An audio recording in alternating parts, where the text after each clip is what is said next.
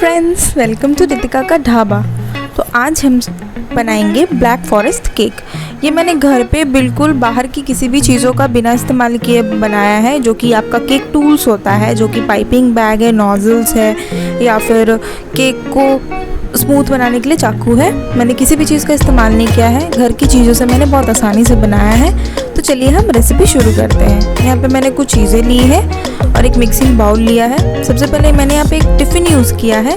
मैं इसकी मदद से केक को बेक करूँगी। मैं यहाँ पे कोई भी बाहर का ट्रे या फिर जो भी केक बनाने के लिए हम यूज़ करते हैं, मैं उसका इस्तेमाल नहीं करूँ, क्योंकि मैं बिल्कुल आसान रेसिपी आपके साथ शेयर करना चाहती हूँ, जो कि आप कोई भी घर बैठे बना सकता है। इसको आप अच्छे से ऑयल से ग्रीस कर लें। इसके ऊपर हमने जो यहाँ पे मैदा रखा है उसको मैं स्प्रिंकल कर लूँगी और मैदा को चारों तरफ अच्छे से लगा दें, ताकि आपका जो केक है वो चिपके ना। अगर आपके पास बटर पेपर है तो आप उसको यूज़ करें, उससे केक नहीं चिपकता है।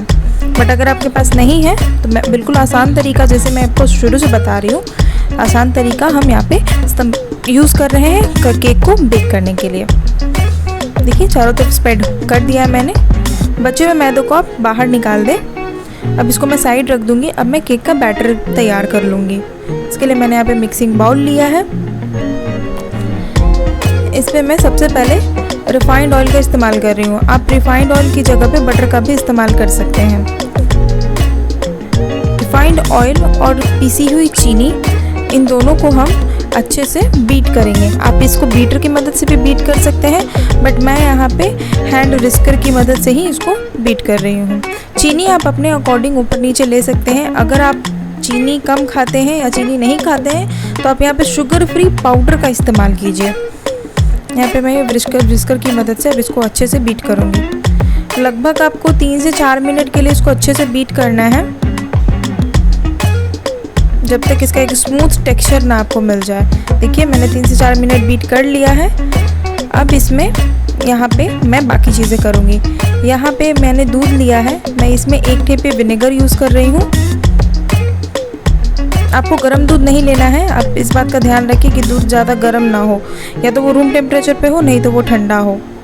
अब मैंने दूध डाल दिया है विनेगर वाला। चीनी, ऑयल और दूध को मैं अच्छे से बीट कर लूँगी। देखिए, मिक्स हो जाने के बाद अब इसमें मैं अपने मैदा डालूंगी, जो कि मैंने 1 कटोरी लिया है। अब इसको अच्छे से हम बीट करेंगे। बीट करते वक्त अगर आपको लगे कि आपका दूध कम या ज़्यादा हो गया है तो आप इस टाइम पे ऐड कर सकते हैं, बट मैं आपको सजेस्ट करूंगी कि आप थोड़ा वेट करें, क्योंकि आपको बाकी सामान भी अभी इसमें डालना है। अब यहाँ पे मैं कोको पाउडर यूज़ करूँगी।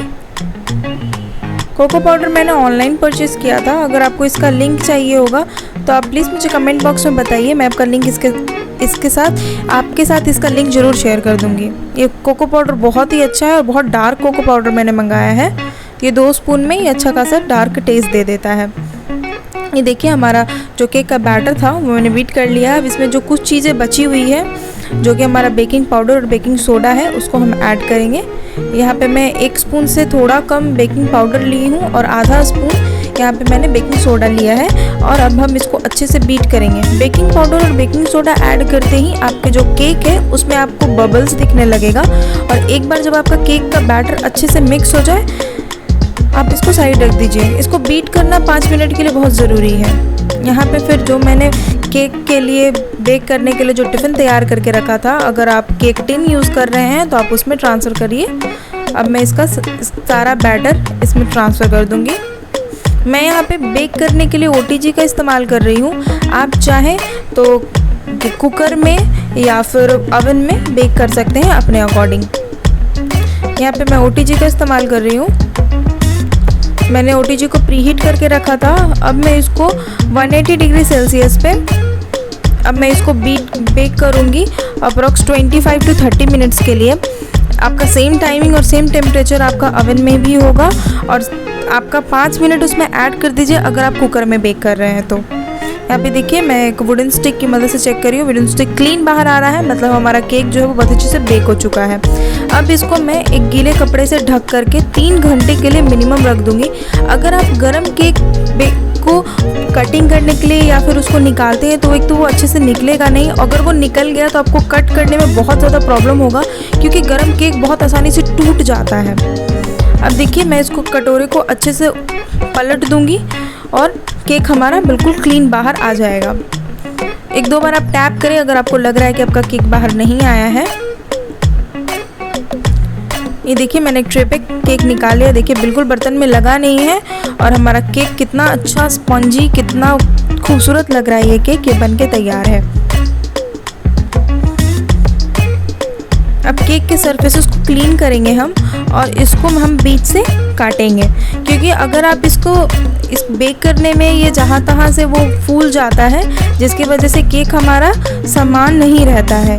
तो जब भी आपको उसके ऊपर क्रीम लगाना है, उसके ऊपर केक की फ्रॉस्टिंग करनी है, तो उसके लिए आपको बराबर सरफेस वाला केक होना बहुत ज़रूरी है, अदरवाइज़ आपका केक टेढ़ा दिखेगा। देखिए मैं इसको क्लीन कर लूँगी, मैंने एक बराबर कर लिया है केक को हल्का हल्का काट के। अब हम इस केक को या तो 2 लेयर या तो 3 लेयर में कट कर देंगे। यहाँ पे मेरा केक छोटा है तो मैं इसको 2 लेयर्स में कट कर रही हूँ, आप चाहें तो 3 लेयर्स में भी कट कर सकते हैं।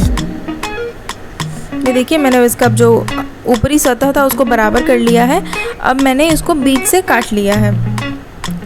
देखिए मैंने केक को दो हिस्सों में काट लिया है, बिल्कुल बीच से। आप चाहे तो इसको 3 हिस्सों में भी काट सकते हैं, क्योंकि हमें इसके बीच में क्रीम लगाना है। यहाँ पे मैंने क्रीम घर पे बनाया है, या मेरे पास यहाँ पे रेड क्रीम अवेलेबल नहीं था और बहुत जगह अमूल का रेड व्हिप क्रीम अवेलेबल नहीं होता है। ये फ्रेश क्रीम हमें आसानी से मिल जाता है, इसलिए मैं इसका इस्तेमाल कर रही हूँ ताकि आप लोगों के लिए भी आसान हो। इसका बस एक चीज़ आपको ध्यान रखना है कि आपको इसका सिर्फ हार्ड पार्ट यूज़ करना है, लिक्विड पार्ट अगर आप यूज़ करते भी हैं तो आपको कम अमाउंट में करना है। यहाँ पे केक क्रीम को बीट करने के लिए मैं नीचे एक ट्रे रखी हूँ, ट्रे में मैंने बर्फ़ डाला है, मैंने बर्फ़ वाला पानी यूज़ किया है। आप चाहे तो प्योर बर्फ़ भी यूज़ कर सकते हैं, बट मौसम थोड़ा सा ठंडा था बाहर, इसलिए मैंने ज़्यादा बर्फ़ का इस्तेमाल नहीं किया। अगर गर्म मौसम है तो आप जितना बर्फ़ यूज़ कर सकते हैं उतना कीजिए।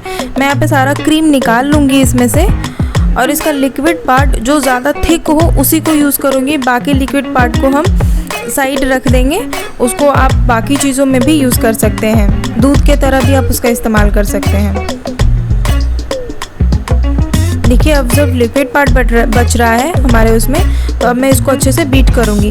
बीट करने से पहले इसको मैं हैंड विस्कर की मदद से थोड़ा ढीला कर लूँगी, क्योंकि इसमें मेरे पास इलेक्ट्रिक ब्लेंडर नहीं है, मेरे पास हैंड ब्लेंडर है, तो उसके लिए ये इसका सॉफ्ट होना बहुत ज़रूरी है। आप चाहे तो व्हिस्कर से भी कर सकते हैं, व्हिस्कर से थोड़ा टाइम लगेगा, इसलिए मैं हैंड ब्लेंडर का इस्तेमाल कर रही हूँ।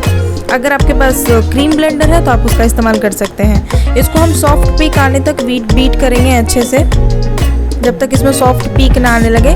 इसको भी हम 5-10 मिनट के लिए बीट करना पड़ता है। 5-10 मिनट में आपका क्रीम बन के तैयार हो जाता है।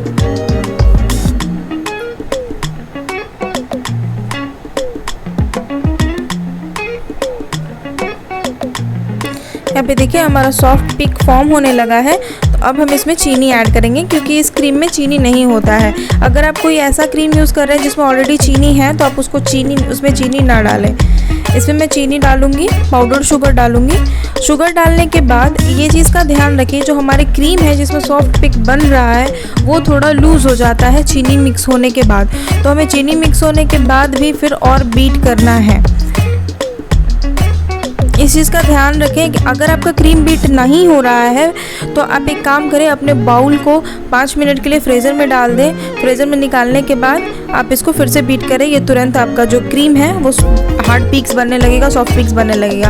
यहाँ पे देखिए मेरा जो क्रीम था वो मैंने बहुत अच्छे से बीट हो गया है। अब ये बिल्कुल ख़राब नहीं होगा। मैंने यहाँ पे पाइपिंग बैग वगैरह का भी इस्तेमाल नहीं किया है। यहाँ पे मैंने एक ये मोर का मैंने ऑनलाइन ही ये डार्क चॉकलेट मंगाया था। अगर आपको लिंक चाहिए होगा तो प्लीज़ मुझे कमेंट बॉक्स में बताइए, मैं लिंक ज़रूर शेयर कर दूँगी।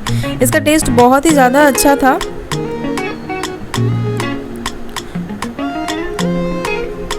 और ये मुझे अप्रॉक्स 150 रुपये का पड़ा था। ये मार्केट में भी शायद बहुत जगह अवेलेबल है, बट मैंने ऑनलाइन ही परचेज़ किया था। अब हम इसको एक पील रिमूवर की मदद से हम इसको अच्छे से काट लेंगे। अगर आप चाहें तो आपको अगर बड़े बड़े पीसेस चाहिए चॉकलेट के तो आप इसको चाकू से भी धीरे धीरे काट सकते हैं, बट ये सबसे आसान प्रोसेस है पील रिमूवर से इसको अच्छे से कट करना। यहाँ पे ये चेरी है, ये बिल्कुल ड्राइड एंड प्रिजर्व्ड चेरीज़ होते हैं जिसको हमें कुछ नहीं करना होता। अगर आप मार्केट से चेरी ला रहे हैं तो आप उसको शुगर सिरप में अच्छे से वो बेक करना पड़ता है, उसमें आपको पकाना पड़ता है और उसके बीज निकालने पड़ते हैं। ये जो चेरीज़ है मैं ख़रीद के लाई थी और इसमें ना आपका बीज है, सीड्स वगैरह कुछ भी नहीं है और ये शुगर सिरप में अच्छे से कोटेड है और कलर्ड है। मैं हाफ़ चेरीज़ को अलग कर दूंगी और आधे चेरीज़ को मैं यहाँ पे कट करके 4 पीसेस में मैं इसको पतला पतला कट कर लूँगी।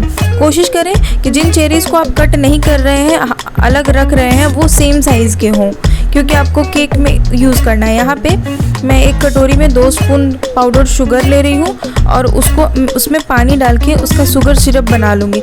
शुगर सिरप बनाने के बाद जो कटी हुई चेरीज़ है मैं उसमें डाल दूँगी।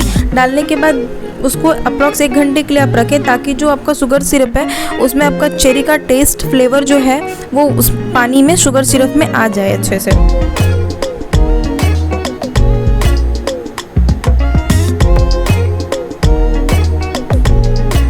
इसको आप 1 घंटे के लिए साइड रख दें। अब हम जो है हमारे केक की फ्रॉस्टिंग करेंगे। इसके लिए मैंने जैसे ही आपको बताया था, मैंने बाहर से कुछ भी यूज़ नहीं किया है। मैंने 3 कटोरी के ऊपर एक प्लेट रख के मैंने यहाँ पे केक रोटेटर ही बनाया है घर पे ही। अब हम केक को सजाएंगे। इसके लिए सबसे पहले जो हमने शुगर सिरप बना के साइड में रखा था उसकी चेरीज़ आप निकाल लें शुगर सिरप में से, और जो शुगर सिरप है उसको हम यूज़ करेंगे केक के ऊपर डालने के लिए। केक के ऊपर शुगर सिरप डालने से जो हमारा केक है वो काफ़ी देर तक सॉफ्ट हो रहता है। अगर आप फ्रीज़र में भी डाल दें तो वो जो हमारा स्पंज है, जो केक का जो ब्रेड है, वो सॉफ्ट होता है और उसमें जो चेरीज़ होती है उसका फ्लेवर भी अंदर तक आ जाता है। अब हमारा जो क्रीम है उसको मैं स्प्रेड करूँगी। इसका मैं लेयर बनाना, अगर आप 3 लेयर बना रहे हैं, 4 लेयर बना रहे हैं तो आपकी मर्ज़ी है कम्प्लीटली। मैंने यहाँ पे सिर्फ 1 लेयर बनाया है।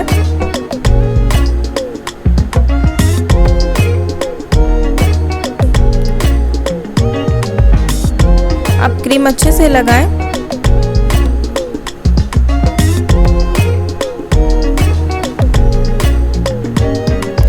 मैंने यहाँ पे केक के लिए अलग चाकू या पैलेट आता है जिससे आपका केक जो है वो बहुत आसानी से स्मूथ क्रीम लगाने में बहुत आसान होता है, बट बहुत लोगों के घर पे अवेलेबल नहीं होता है, इसलिए मैंने घर में यूज़ होने वाली चाकू का इस्तेमाल किया है ताकि बाकी व्यूअर्स के लिए वो इजी हो जाए। अगर आपके पास वो है तो आप उसका इस्तेमाल कर सकते हैं। अब इसके ऊपर मैं हमारी जो चेरीज़ हमने कट करके रखी थी उसका एक लेयर बना दूंगी मैं यहाँ पे।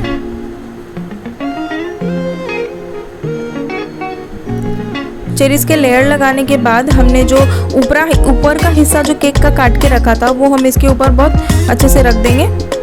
और अब हम टॉप फ्रॉस्टिंग करेंगे और साइड फ्रॉस्टिंग करेंगे। अब हमें चारों तरफ से इस पर वाइट क्रीम लगा लेना है।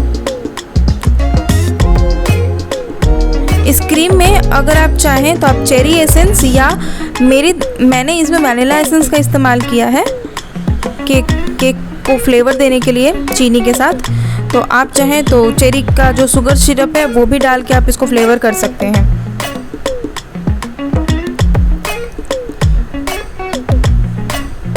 अच्छे से कोट कर लें चारों तरफ से।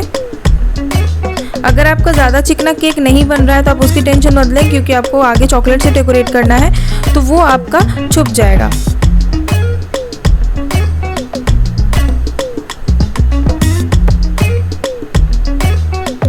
देखिए मैंने यहाँ पे केक को बिल्कुल घर वाली चाकू से ही मैंने केक को अच्छे से स्मूथ कर लिया है। अब हम इसकी फर्दर प्रोसेसिंग करेंगे। और साइड में अगर आपका ट्रे गंदा हो रहा है तो आप उसको साफ़ भी कर सकते हैं। यहाँ पे जो मैंने केक जो चॉकलेट को ग्रेट करके रखा था उसको मैंने थोड़ी देर के लिए फ्रीज़र में रख दिया था। अब मैं साइड से चारों तरफ मैं केक पे ये चॉकलेट लगा दूँगी।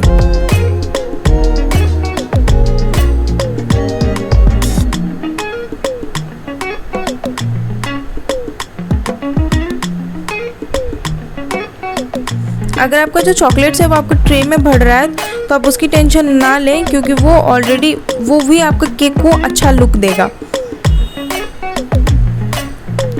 अब चारों तरफ हम इस पे कोशिश करें कि बीच वाले पार्ट में आपका चॉकलेट ज़्यादा हो, क्योंकि साइड से आपको फिर भी कुछ डेकोरेशन करना है केक में, जैसा ब्लैक फॉरेस्ट होता है। यहाँ पे मैंने एक नॉर्मल प्लास्टिक बैग का इस्तेमाल किया था। आप दूध का पैकेट या फिर नॉर्मल जो कोई भी प्लास्टिक बैग का इस्तेमाल कर सकते हैं, वो क्लीन हो, साफ़ हो, हाइजीनिक हो। और इसको मैं सीजर की मदद से कट करके आगे एक मोटा सा नोज़ल जैसा कुछ बना रही हूँ। नोज़ल तो है नहीं, नोज़ल होता तो ज़्यादा अच्छा होता। अगर आपका क्रीम ज़्यादा अच्छे से नहीं आ रहा है तो आप अपने हाथ की मदद से फिंगर्स की हेल्प से उसको ठीक कर दीजिए। बहुत लोगों के घर में नोज़ल्स होता नहीं है, इसलिए मैंने नोज़ल्स यूज़ नहीं किया है।